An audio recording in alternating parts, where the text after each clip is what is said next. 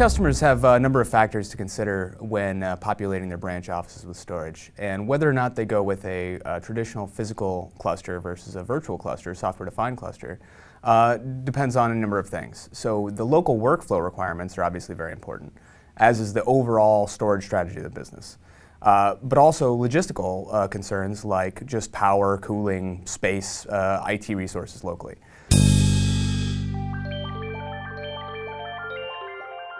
With software-defined OneFS and the new ability to run an entire cluster in a single ESXi host, you have new flexibility for workflows that you just can't meet with a physical cluster. In an edge core cloud environment, Isilon OneFS makes that easy at each stage. So at the edge, you're typically going to be syncing most of your data back to your core primary data center for long-term storage. However, you could store it locally, you could store it on tape locally, you could even leverage cloud pools for archive at the edge.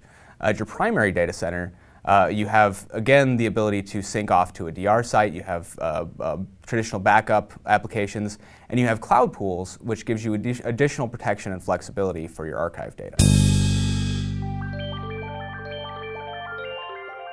A car company might be hosting a software-defined OneFS cluster actually physically inside of a prototype vehicle going around a track recording data.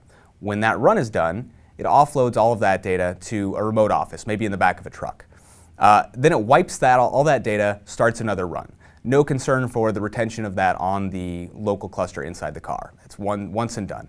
The mobile office then, daily, let's say, is going to sync all of the day's test runs back to your core data center, and then maybe they wipe that cluster too. Maybe they don't retain that day to day. You're not concerned with DR in those extreme edge locations.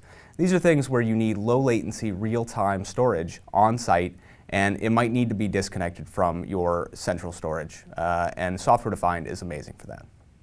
All your DR concerns then come in when all of that test data makes it back to your primary data center and your primary storage cluster. The primary data center then, of course, is being replicated to a DR site.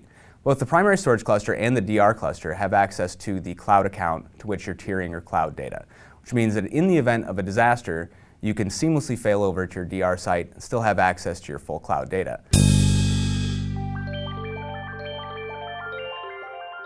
If you have OneFS in your environment already, using cloud pools makes way more sense than just offloading data to a cloud provider yourself. Cloud pools also allows you to reduce the cost of recovering data in a disaster scenario. Whether you're using traditional tape backup or you're syncing to a dedicated DR cluster, you are only moving the SmartLink stub files associated with your cloud pools data. If you recover from disaster from tape, you're recovering small SmartLink files and then immediately have access to your entire file content in your cloud provider. Same with SyncIQ. You're syncing over the SmartLink files to your DR cluster, and in the event of a disaster in your primary cluster, all you do is flip a switch on the secondary to have full access to your archive data in the cloud provider. Cloud Pools also provides a benefit for administrators in that once the data is moved off to your cloud provider, it's protected separately from your existing cluster, which means that even a disaster on your primary storage cluster will not affect the data that you have in the cloud.